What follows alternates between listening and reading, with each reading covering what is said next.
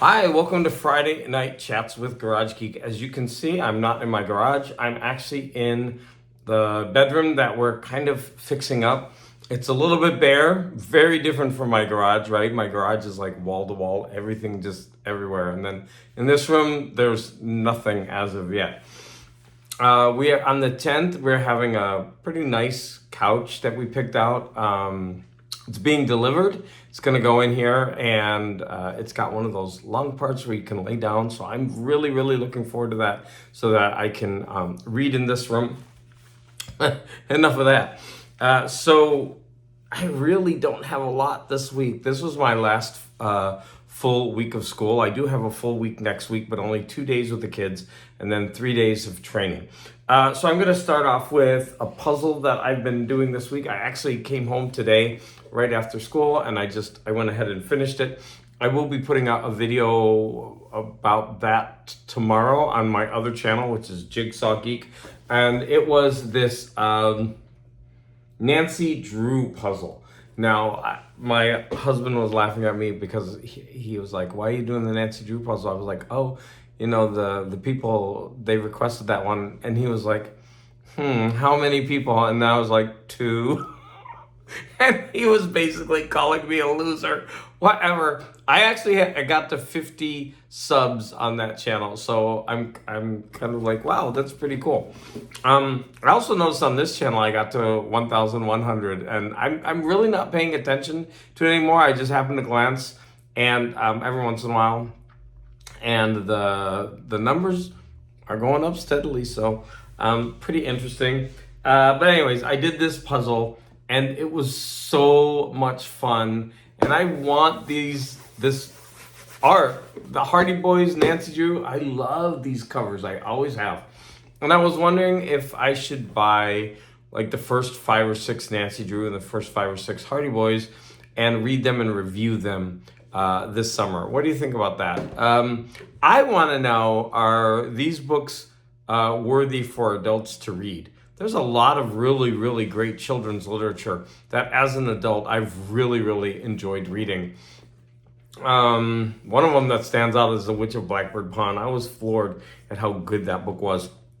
But anyways, I'm wondering, should I do that? I've already started looking on the secondhand market to see if I could get some of these. The cover art on these are just so much fun. All right. Oh, but one bad thing is after I was done with this puzzle, 2 pieces are missing, and I'm pretty sure it's not because of me. I did buy most of my puzzles secondhand and from the same person. And so far, none of the puzzles have been missing any pieces, but this one is missing 2, and it's a real shame. Now, some companies, if you reach out to them, you can get replacement pieces. So I'm going to see if Cobble Hill does that. But there are also some YouTube videos that show you what to do if you're missing puzzle pieces, like how you can actually, make puzzle pieces yourself to kind of like fill it in. Because I do keep the puzzles after I'm done with them. I just get rid of the boxes. Okay, so that was the puzzle, and if you're a fan of my other channel, which you should be, it's awesome, then you should look for that video tomorrow. I do want to say that I think it was last Sunday, or it might have been Monday, I'm not sure. Sleepy Reader and I reviewed Tower of Shadows, which is Lost Marvels #1. And so far there are 3 that they're not out yet. This is the only one that's out. 3 that have been solicited. This is the first one that's out. The next one is a Howard Chaykin. I've already ordered the next 2, but we had a really nice conversation. This was a live stream, so if you want to see that, you can go to Sleepy Reader's 666's channel, and then of course you look under the live stream, and you'll be able to watch that. This had some really powerhouse artists and writers at Marvel at the time working on this, and it was a really, really interesting read and discussion. So I'm very glad that I bought this gorgeous book. Next, Big Nasty Comics and Chonko Comics Chonko's Big Nasty. Both of those comic book channels have graciously invited me on their channel 5 p.m. tomorrow. Hold on, I've got a picture of the. Here it is. So here is the announcement. So Big Nasty, it's, if you want to look it up, it's BIGG. So Big Nasty Comics and Chonko's Comics. I'm going to be on their show tomorrow, 5 p.m. my time, which is Eastern time. No, it's not. Their time is Eastern, mine is Pacific. Okay, so it's 8 p.m. their time, 5 p.m. my time. So I'll be on their show. So if you're interested, check that out. And then immediately the next morning at 6:30 a.m. my time, I'm going to be on Hall Yeah's channel. And I always enjoy shooting the breeze with Hall Yeah, but it's going to be early in the morning for me, but you know, whatever, that's okay. I used to do that with Larry's Library. He would do a show once a month on a Saturday or a Sunday, I don't remember. And I would get up and I would do it. So the problem is, before the live stream, I always want to take a shower, right? Because you don't want to get on live stream without taking a shower. So but I have to get up at like 5:45, grab some coffee, take a shower. Take a shower first. That's my routine. I shower first, then get some coffee and a little bit of food, and then jump on the stream. All right. I think those are all the announcements. So for the rest of this, I'm only going to talk about 2 or 3 things. Okay, so first, I'll talk about, let me talk about The Last of Us Season 2. So I finished the season this week, and wow, did I love it. I thought it was so good, and it had like a real cliffhanger ending for me. You know, I talked to somebody at work about it, and he was like, oh, blah, blah, blah, and he was like, and he hadn't even seen this season yet, and he already knew like the major plot points, and I just thought, that's not really fun. Like if you know the show and what, you know, how are you going to enjoy it, right, to the full extent if you already know like the major plot points? Because some of those surprises are, you know, what drives the narrative. Anyways, I thoroughly enjoyed this season. Is it perfect? No. But then I go look at some reviews online, and they're all like criticizing it and tearing it apart. And I was really surprised. I'm like, am I that bad of a critic that I thoroughly enjoyed these characters and what they went through? There were some big shocks in it for me. Like I said, it's not perfect. There are some things that you could quibble about, but they're pretty tiny overall. And then you go online, and that's everybody like just tearing it apart. And I understood some of their criticisms, but I don't necessarily agree with them. So if you really liked season 1 and you haven't played the video game, you should watch season 2. If you're very familiar with the video game, I think those are the people that maybe have the most quibbles about the show, because they basically know the plot and they don't like where the video game and the TV show deviates. I have decided that I am going to play both video games this summer because I've always wanted to. I started the first one. It was really tough, and for some reason I gave up, probably because it was kicking my butt. But sometimes, you know, when you have longer games, you got to put so many hours into it, and you carve out some time for it. And if you don't get very far within that time frame, then you've got to move on. And so I hope that this summer I can give more time to both of those games. But that will mean that when season 3 comes, then that will be spoiled for me. Now, another thing that I did was I read this graphic novel, The Amazing Spider-Man Coming Home, which is the modern epic collection. Is that the right direction? Yeah, there it is. The modern epic. And it's volume 1. And as I stated last time, I started reviewing this last time. This is Modern Era Volume 1 from 2001. and it's Amazing Spider-Man 30 to 45. And I thought that was strange that it didn't start with Amazing Spider-Man 1, but Amazing Spider-Man 30. And I believe that's where Straczynski and Romita Jr. Started. Now, as I said last time, this comes out of the gate running.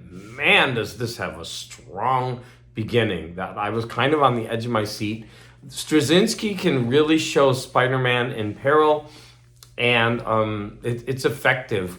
There's another part in the back of the book with, there's this fake Doc Ock, or what do I say? No, an upstart Doc Ock. And the original Doc Ock and Spider-Man are fighting him. Here's an image of that. And Spider-Man is betrayed by Doc Ock and has to go through this ordeal. Like he's helping Doc Ock, and then Doc Ock betrays him. So I'm gonna try not to spoil a lot that goes on, but just kind of a little bit. And there was that sense of again of him being in danger, although it lasted a little bit of time, unlike the other one, which lasted over a couple of issues. Now, at a certain point in this run, John Romita Jr. takes over doing cover art from. I'm sorry, I never got the artist on this, the cover art, but I think he's a pretty famous artist. Let me give you an example of his work. He does draw Spider-Man very interestingly. Like there's an example of the way that artist does it, but he only did the covers. And so the first part of this is what I talked about before, so I'm not going to rehash that. And then in the middle of that comes this reprieve issue, like there's a break. And this is the 9/11 issue. And, you know, this is a very, very powerful issue. I actually wish that I had this in a single issue. The art on this is good. The story is you know, of course it's very tragic and poignant, and it's supposed to show what, you know, like everyday people as real heroes, and how heroes that, you know, are in the Marvel universe, when faced with something like this, they're kind of powerless. And, you know, you've got this great art. There's another piece of great art here too. But then it kind of slows down because there's a big reveal, which I'm not going to spoil, but it becomes very domestic with Aunt May and Mary Jane. And the three of them, for multiple issues, are dealing with things. And there is this threat where Spider-Man has to contact Doctor Strange. And it's because there is a guy who is living on the astral plane and can only come into our Earth by abducting teens. And I'm going to say that as a writer, I don't think he handled that very well. It wasn't convincing to me. It seemed, it didn't make sense at all. And I was kind of down on the writing for those couple of issues because, I mean, it was really cool. But I think as a writer, they should have explained it better to make me buy into it. And like I said, John Romita Jr. does start doing the covers after a while. And I thought this cover was pretty effective. That really doesn't look like John Romita Jr. art there. So that one was interesting. All right, and I already showed this one with the two Doc Ocks. Now I know John Romita Jr.'s art is, for many people, take it or leave it, or some people I actually appreciate it. And for some people, I get why they don't like it, but I'm enjoying this run, and even though it kind of dipped in the middle, it was because of the more domestic things. It was not boring. It's just the action changed from Spider-Man facing outward villains to more like inward reflection with, you know, building up those relationships with the people in his life. And Aunt May takes a big role in this book. And Mary Jane does as well. And I think that's important to a character like this. So I am eagerly looking forward to volume 2 of this. And I I recommend this, that if you are a Spider-Man fan and you haven't read this run, I think that you will be pleasantly pleased. Is it the best run ever? No, but I do believe it's worth reading. So I would give it about a 3.5 to 4 stars out of 5. Now, the last thing that I'm going to talk about are a couple of books that I read, I think. Oh, no, I think I have a couple of, I do have some jokes to show. Now, I'm really bad at doing this, but I'm going to show them anyway. Here's the first one. Gerber, ghost pepper flavor, baby's first heart attack. What made me laugh was the picture of that baby. Okay, next one. Take out those dentures and show me a good time. I love how they find these old kids' books and they like deface them with that kind of, I just think it's funny. Oh, this morning I was listening to an NPR announcement or article, about Seth MacFarlane's new album, and he purchased the Lost Sinatra arrangements from the Sinatra family, and he's doing the arrangements for Sinatra songs that never actually got made. Like, they actually wrote them down and maybe they performed them, but they never put them on like record. And so he purchased those, and Seth MacFarlane does them in the style of Sinatra according to those arrangements. And I listened to 3 or 4 of the songs, and it is really nice. I mean, Seth MacFarlane has a really, really nice voice. There's no denying it. It's hard to divorce him from the characters, right? Because you just imagine those cartoon characters singing these songs. And it's not fair to him, but I mean, what are you going to do? Like, it's something that happens to me when I hear him. So I can't like warm up to his voice, but I really do appreciate what he does. And I need to listen to him more because this is my kind of music. I love this kind of music. But every time I do listen to it, it's hard for me to throw off that, that previous association of Seth MacFarlane. And so far, so good. I was enjoying this recording. Now, 2 books. So Sleepy Reader introduced me to a YouTuber, and I failed to write down her name, but she's young, and she recommended all these books that, for people interested in sci-fi and world building. And so I kind of suspected that, her viewpoint would represent someone younger. And so I did put a bunch of the books that she recommended in a list, and I got the first one and I started listening to it. And it's called Places in the Darkness. And I'm going to have to say that I really did enjoy this book, but it's a murder mystery that is set on a space station. And so it's kind of like watching a long episode of Deep Space Nine. Now, this is I think my problem, because I think, what's the use? I remember when I was reading one of the Hugo Award or the Hugo nominees, one of them was Nick and Nora basically on a space station. And I was thinking to myself, it was a good book, but then I thought, like, what's the point? It's just a murder mystery that happens to be in space. Now, that doesn't do this justice because it's just a genre. And you have to buy into the genre. And I'm not a huge fan of that genre myself. So if I'm reading something sci-fi, I really don't want it to be romance. Or I really don't want it to be mystery. I want it to be sci-fi.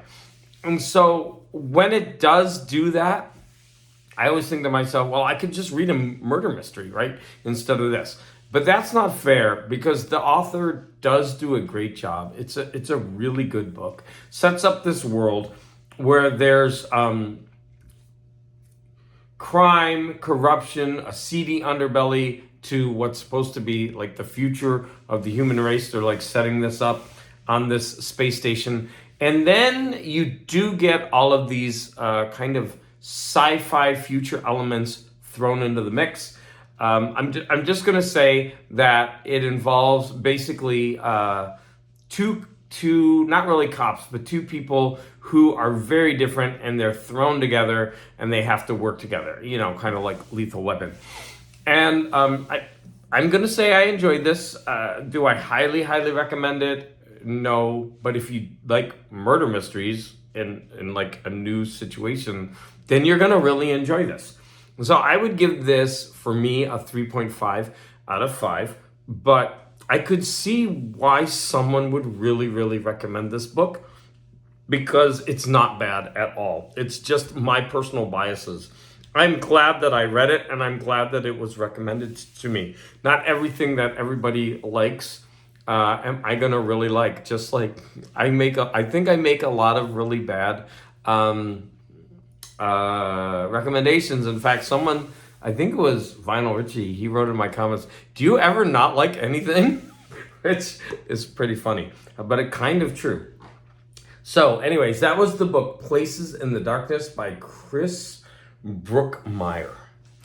And I'm going to go ahead, since this is a short show today, I have 4 hours left on this book. Dune, The Machine Crusade. But it's 30 hours long. So I'm pretty much done with it.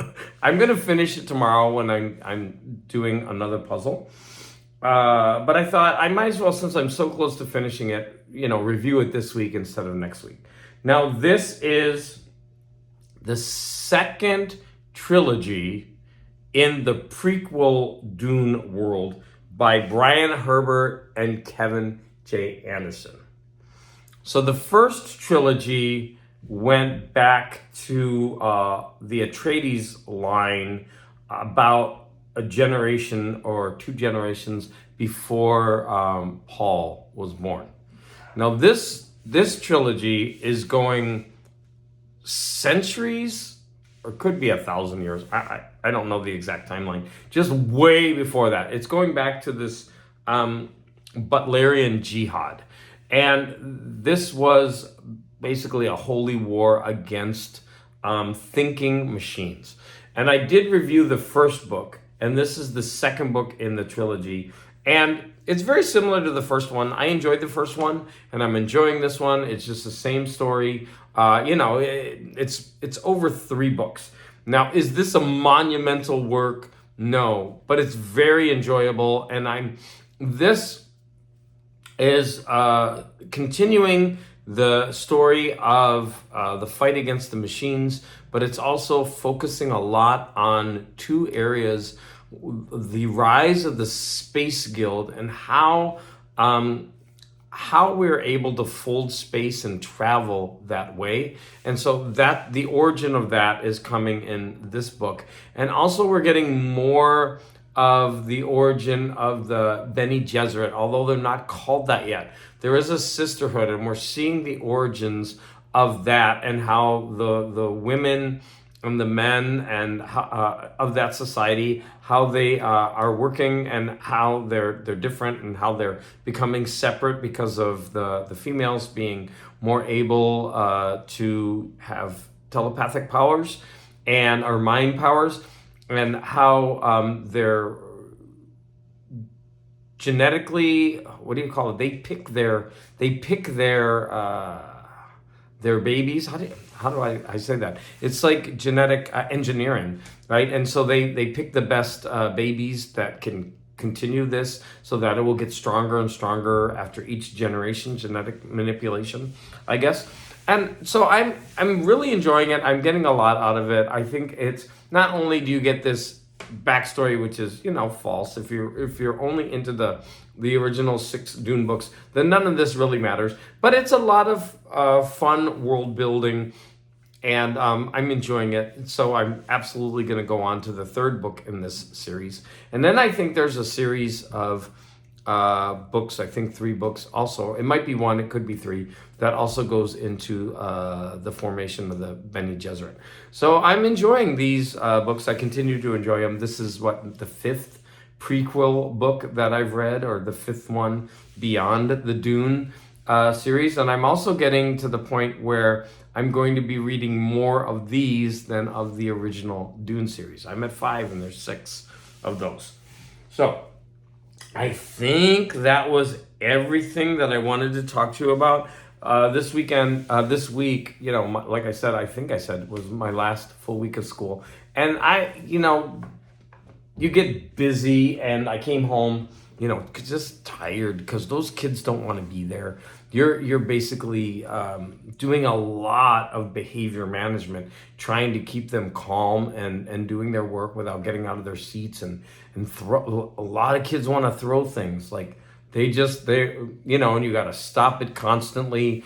I've been giving them, for example, on Fridays we've been doing art Zentangles, and so I gave them the colored pencils, and half of them are being thrown around the room, and you got to stop all of that behavior. And it's just like the last week is just, there's a lot that you have to do, and you just come home, I think, more tired than normal because you're just dealing with so much behavior, because those kids don't want to be there. They know it's over. They know there aren't any more grades. The grades are in. And so, they just want to be gone, just like me. So I came home this week pretty tired, and I would just immerse myself into puzzle building and listening to my Dune book. And I actually got through it pretty fast this week because, like I said, I think it's 27 or 28 hours total, and I only have 4 hours left. So I've kind of plowed through that book this week as I was listening, as I was doing my puzzle. Don't forget that tomorrow I'm going to be on Big Nasty's channel. That's BIGG Nasty, and with Chonko. And I think they go back and forth, so it might be on Chonko's channel. I'm not sure. And then on Sunday morning, bright and early, I'm going to be on Holly's channel. That should be fun. I'm going to put out a puzzle video tomorrow. I think, big news. I ordered something that is going to come in the mail, and I think I might do a booktube channel, which is basically just another channel. I'm going to be reviewing, I'm going to do like a book a day type thing. I bought a whole set of very short books that I could easily read one per day and make a video about it. And I'm thinking I don't want to put that on my Garage Geek channel, just because I know a lot of people watching my videos, they're here for the comics, or they're here for the records, and they probably don't want to see a video a day about books. But if that is something you're interested in, you don't think I should make a separate channel for that, please let me know that in the comments. Otherwise, I'm kind of thinking that's the way to go, especially if I do a video a day to set my channel up. And I'm going to go ahead and end this video now by thanking you all for the support. And I just got one more week, and I'm going to be able to start my vacation. Again, thank you, everybody out there, for the support.